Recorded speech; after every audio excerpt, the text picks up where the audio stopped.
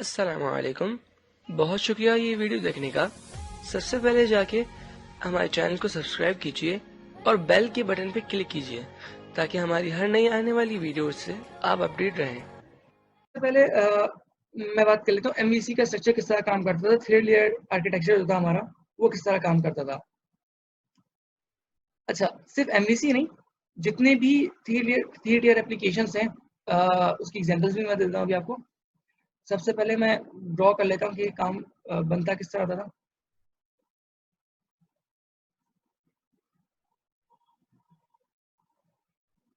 सही है। 3 बेसिक इसके अंदर हमारे टेयर्स होती थी।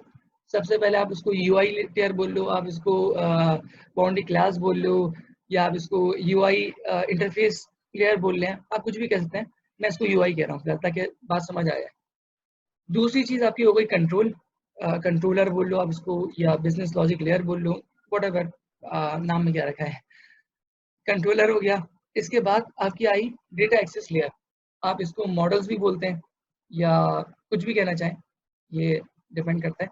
मैं फिलहाल इसको डेटा एक्सेस लेयर बोल रहा हूँ, DAL बोल रहा हूँ। बकाया आप लोग समझ भी जाएंगे कि क्या लिखा हुआ है। मैं भी इसका फॉन्ट मेंशन कर देता हूँ। ये टेक्स्ट भी आ गया ना। अच्छा, अब कुछ एग्जांपल्स से मैं आपको एक बात समझाना शुरू करता हूँ कि हमारे पास .NET के अंदर कुछ फ्रेमवर्क्स थे जो अभी तक हम इस्तेमाल करते हुए आए। कुछ तरीके थे, कुछ एप्लीकेशंस थी बनाने की।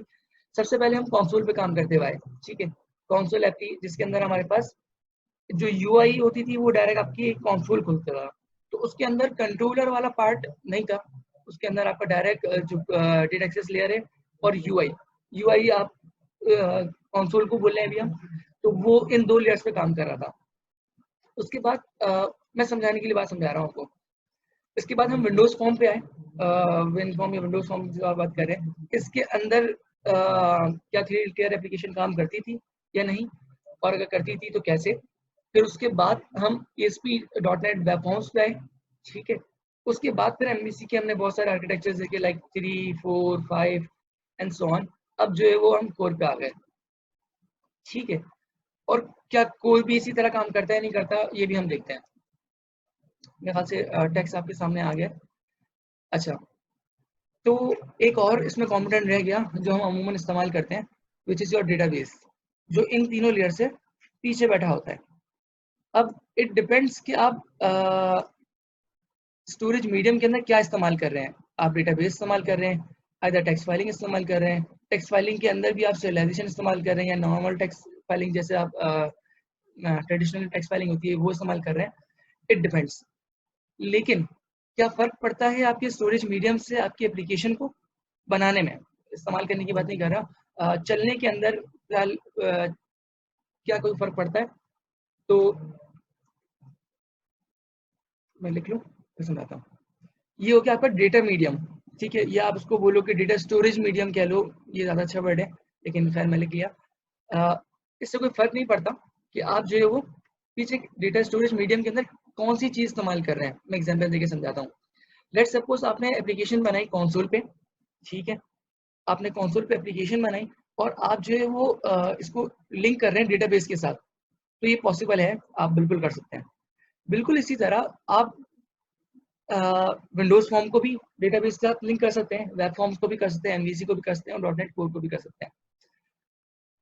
तो क्या फ़र्क पड़ता है, इसकी बात करते हैं। अगर हम स्टोरेज मीडियम में एक नॉर्मल टेक्स्ट फाइल यूज़ करते हैं, तो क्या मैं एमवीसी से इसको इस्तेमाल कर सकता हूँ? क्या मैं इसको एमवीसी के पीछे स्टोरेज मीडियम के तौर पे क्या टेक्स्ट फाइल इस्तेमाल कर सकता हूँ? तो हाँ, बिल्कुल कर सकते हैं। लेकिन एक अच्छा पैटर्न नहीं है, एक अच्छा तरीका नहीं है। हम जब हम स्टैंडर्ड्स पे काम कर रहे हैं, तो हम ये देखना चाहिए कि अब इस वक़्त क्या चीज़ फ़ॉलो हो रही है और पीछे वो क्यों हम उसको ओवरकम करते हुए आए। उसके लिए आपके पास बहुत टाइम है, आप गूगल करके इसको देख सकते हैं। अभी तो वैसे भी क्वारंटाइन चल रहा है। खैर, ये हो गया टेक्स्ट फाइलिंग। तो स्टोरेज मीडियम के अंदर हम क्या इस्तेमाल कर रहे हैं, एप्लीकेशन मीडियम पे हम क्या इस्तेमाल करते हैं, इन दोनों बातों का आपस में एफिशिएंसी के हवाले से बहुत फ़र्क है। बहुत मसले हैं इसमें, या बहुत चीज़ें ओवरकम हुई हैं, लेकिन इस्तेमाल कर सकते हैं, ठीक है। अब अगर मैं एमवीसी में तो पता है कि भाई UI layer is your view, controller is controller, data access layer is your model. ये तो बहुत आसान सी कहानी है। वेब फॉर्म्स के अंदर और विंडोज फॉर्म के अंदर क्या कहानी है वो बात तो डिस्कस कर लेते हैं। अ, आपने विंडोज फॉर्म के अंदर देखा है कि आप अपनी यूआई डिजाइन करते हैं ड्रैग एंड ड्रॉप के थ्रू, उसके पीछे जो है वो खुद ब खुद कोड लिखा जनरेट हो जाता है, जो यूआई डिपेंडेंट कोड होता है। आपके मॉडल्स आप बना के काम कर सकते हैं। आप चाहे, कुछ लोग ऐसे भी होते हैं शुरू के अंदर कि विंडोज फॉर्म पे या वेब फॉर्म्स पे ही कोड करना शुरू कर देते हैं, फॉर्म्स पे ही डायरेक्ट डेटाबेस से हिट लगा लेते हैं। तो देखें, काम करने के बहुत सारे तरीके हैं। हम अगर हम अच्छे तरीके से काम करेंगे तो हमें आगे बहुत ज़्यादा फायदे होते हैं, क्योंकि हम ऐसा स्ट्रक्चर इंफ्रास्ट्रक्चर खड़ा कर रहे हैं जो आगे हमारे लिए फ़ायदेमंद होगा। फ़ायदेमंद इन सेंस कि हम रीयूजेबिलिटी बढ़ा रहे होते हैं, और इस तरह की और बहुत सारी फीचर्स हैं जो हम जब आगे चेंजेस आते हैं तो हमें मसले नहीं होते। तो वो रोम्बसनेस वगैरह वो आगे चीज़ें फ़र्क पड़ती हैं, लेकिन इनिशियल अगर आप शुरू बिगिनर हैं तो आपको लगता है कि यार कोई फ़र्क नहीं पड़ता, जाने दो। लेकिन हम स्टैंडर्ड्स को फॉलो करते हुए काम करेंगे। मैं भी अज्यूम कर रहा हूँ कि आप एक वेब फॉर्म या विंडोज फॉर्म एप्लीकेशन बना रहे हैं, उसके अंदर भी आप मॉडल्स बना के काम कर रहे हैं, फॉर्म्स बना के काम कर रहे हैं। क्या इसके अंदर भी कंट्रोलर लेयर होती है? क्योंकि यूआई लेयर तो आपको समझ आ रही है, डेटा एक्सेस लेयर भी समझ आ रही है क्योंकि मॉडल्स में होते हैं। तो कंट्रोलर लेयर भी होती है। वो कैसे? कि आप गौर करें अगर, तो आपके विंडोज फॉर्म के अंदर भी आपके विंडोज फॉर्म के अंदर भी कुछ फाइलें बन रही होती हैं। जब आप डिज़ाइन कर रहे होते हैं तो आपके पास एक डिज़ाइनर की फ़ाइल बनती है, ठीक हो गया? और इसी तरह आपकी .cs की फ़ाइल बनती है।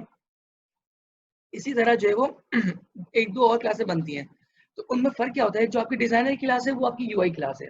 जो आपने यूआई में ड्रैग एंड ड्रॉप किया, उसके पीछे जो कोड जनरेट हुआ वो उसमें लिखा हुआ है। जो कंट्रोलर आपकी लेयर है, जो आपकी कंट्रोलर टियर है, वो आपकी बेसिकली वो क्लास है जो form.cs के नाम से आपको दिखती है, ठीक है? जिसके अंदर आप डेलीगेट्स यूज़ कर रहे होते हैं, आप इवेंट्स यूज़ कर रहे होते हैं, आप ट्रिगर बना रहे होते हैं। ये सारी चीज़ें जो है वो आपकी form.cs के अंदर होती हैं, और जो डिज़ाइनर की क्लास होती है वो आपकी यूआई हो गई। मेरे ख्याल से बात अब थोड़ी क्लियर हो रही होगी कि किस तरह का अभी तक काम करते हुए आ रहे थे। और आपके मॉडल अगेन आपके वही मॉडल्स थे जो आपने इसमें रखे हुए थे। तो ये तो आपका विंडोज फॉर्म हो गया, या अगर आप वेब फॉर्म की बात करें तो आपके जो है वो यूआई लेयर जो है वो जो डिजाइनर की फाइल होती है वो अब .html या CSHTML के अंदर चली जाती थी वो। तो मेरी बात शायद समझ आ रही होगी कि हम फ्रेमवर्क कोई भी इस्तेमाल करें, लेयर्स तकरीबन वही रहती हैं, लेयर्स वैसे ही काम कर रही होती हैं। अब ये लेयर काम क्यों, क्या ज़रूरत है इन लेयर्स की, वो थोड़ी बात कर लेते हैं। डेटा एक्सेस लेयर का मेजर काम क्या होता है कि डेटा मीडियम से डेटा लेके आना और डेटा लेके जाना, ठीक है?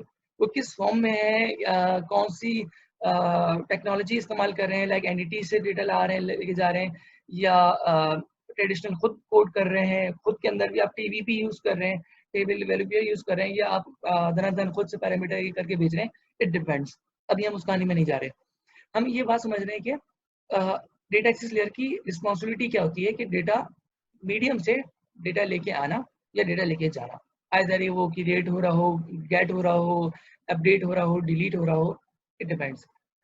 उसके बाद कंट्रोलर लेयर का काम क्या होता है कि मॉडल लेयर से डेटा लेके कंट्रोलर लेयर तक लेके आना, ठीक है? और एक और बड़ी रिस्पॉन्सिबिलिटी क्या होती है कि यूआई लेयर से, या आप उसको इंटरफेस लेयर बोल लो, उस लेयर से डेटा कंट्रोलर लेयर तक लेके आना। अब एक सवाल बनता है कि यार अगर ये कहानी करनी थी तो कंट्रोलर लेयर आप हटा देते, आप डायरेक्ट इन दोनों लेयर्स को, मॉडल लेयर और यूआई लेयर, आपस में बात कर लेते। तो देखो अगेन मैंने शुरू में बात की थी कि आप सारी जिम्मेदारियां खुद नहीं उठाते, आप चीज़ों को डिवाइड करके स्टैंडर्ड्स पर काम करते हो, तो रिस्पॉन्सिबिलिटी डिवाइड हो जाती है। इसी तरह से यहाँ पे कंट्रोलर की रिस्पॉन्सिबिलिटी ये है कि यूआई से डेटा अपने पास लाना और डेटा एक्सेस लेयर को भेजना, और डेटा एक्सेस लेयर से डेटा लेके आना, या जो भी रिस्पॉन्स वहां से आया, रिजल्ट आया है रिक्वेस्ट के अगेंस्ट, उसको अपने तक लाना और दोबारा यूआई को दिखाना। अब इसकी बहुत सारी एग्जांपल है, मैं एग्जांपल दूं तो आप एक सिंपल सर्च का ऑपरेशन परफॉर्म कर रहे हो, आपके पास एक टेक्स्ट बॉक्स है, आप उससे वैल्यू सर्च कर रहे हो। आप जब जैसी वैल्यू सर्च करते हो तो आपके पास डेटा यहाँ से उठ के कंट्रोलर लेयर तक जाता है। फिर वो कंट्रोलर लेयर के अंदर in the form of object है, प्रॉपर्टी है, एट्रीब्यूट है, आपका पैटर्न, आप किस तरह काम कर रहे हो। फिर वो आपकी फाइल उठ के कहाँ जाती है, फिर मतलब वो आपका ऑब्जेक्ट उठ के डेटाबेस में जाता है, ठीक है? डेटाबेस मतलब आपके डेटा एक्सेस लेयर के अंदर जाता है। वो डेटा एक्सेस लेयर उसको किसी मेथड के थ्रू आपको डेटाबेस तक लेके जाती है। सेम इसी तरह डेटाबेस तक लेके जाने की कहानी जैसी थी, डेटाबेस के अंदर चला गया, डेटाबेस के अंदर जाने के बाद डेटाबेस से वापसी जो इसका रिस्पॉन्स आ रहा है वो भी लाके देता है आपको, ठीक है, वो लाके आपको दोबारा देगा। आप दोबारा यूआई के अंदर in the form of grid या जो है वो आप in the form of text boxes आप उसको दिखाएंगे। ये बात क्लियर हो गई कि आपका थ्री एप्लीकेशन किस तरह काम करती थी या काम करेगी।